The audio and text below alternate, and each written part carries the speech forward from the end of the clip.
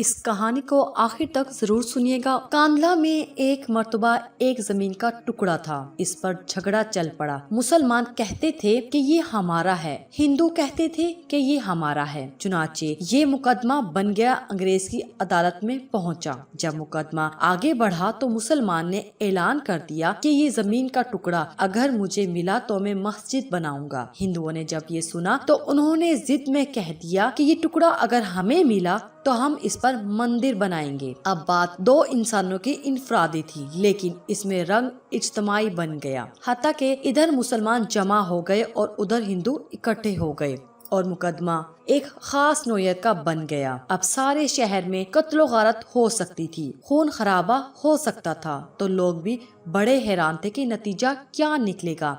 अंग्रेज जज था, वो भी परेशान था कि इसमें कोई सुलह सफाई का पहलू निकाले। ऐसा ना हो आग अगर जल गई तो इसका बुझाना मुश्किल हो जाए। जज ने मुकदमा सुनने की बजाय एक तजवीज पेश की कि क्या कोई ऐसी सूरत है कि आप लोग आपस में बातचीत के जरिए मसले का हल निकाल लें।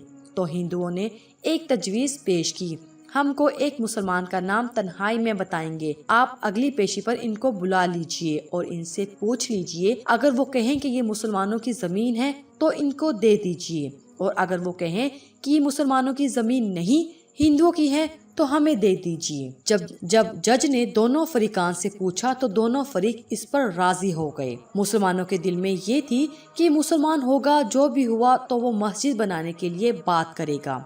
चुनाचे अंग्रेज ने फैसला दे दिया और महीना या चंद दिनों की तारीख दे दी कि भाई इसी दिन आना और मैं इस बूढ़े को भी बुलवा लूंगा। अब जब मुसलमान बाहर निकले तो बड़ी खुशियां मना रहे थे, सबको दरहे थे, नारे लगा रहे थे। हिंदुओं ने पूछा अपने लोगों से कि तुमने क्या कहा। उन्होंने कहा कि हमने एक मुसलमान आलिम को हुक्म बना लिया है कि वो अगली पेशी पर जो कहेगा उसी पर फैसला होगा।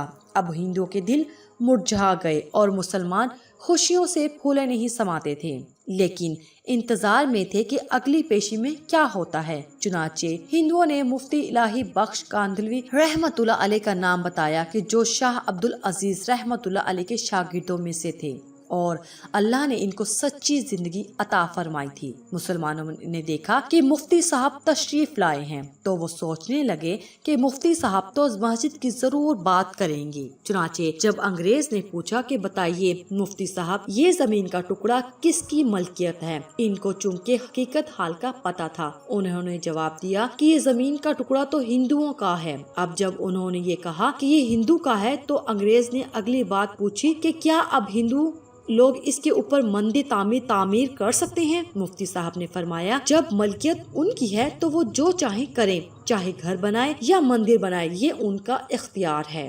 चुनाचे फैसला दे दिया गया कि जमीन हिंदुओं की है, मगर अंग्रेज ने फैसले में एक अजीब बात लिखी। फैसला करने के बाद लिखा कि आज इस मुकदमा में मुसलमान हार गए मगर इस्लाम जीत गया। जब अंग्रेज ने ये बात कही तो इस वक्त हिंदुओं ने कहा कि आपने तो फैसला दे दिया, हमारी भी बात सुन लीजिए।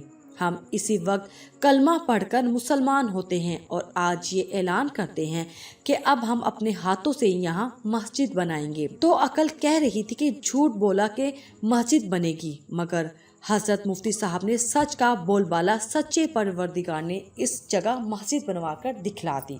तो कई मर्तबा नजर आता है कि झूठ बोलना आसान रास्ता है। झूठ बोलना आसान रास्ता नहीं है, ये कांटों भरा रास्ता हुआ करता है। झूठे से अल्लाह ताला नफरत करते हैं, इंसान नफरत करते हैं, इंसान एतमाद खो बैठता है। एक झूठ को बोलने के लिए कई झूठ बोलने पड़ते हैं। लिहाजा झूठी जिंदगी गुजारने की बजाय सच्ची जिंदगी को आप इख्तियार कीजिए, इस पर परवरदिगार आपकी मदद फरमाएगा। हमारी इस वीडियो को लाइक कीजिए, शेयर कीजिए और प्लीज दिया इन्फो को जरूर सब्सक्राइब कीजिए। शुक्रिया।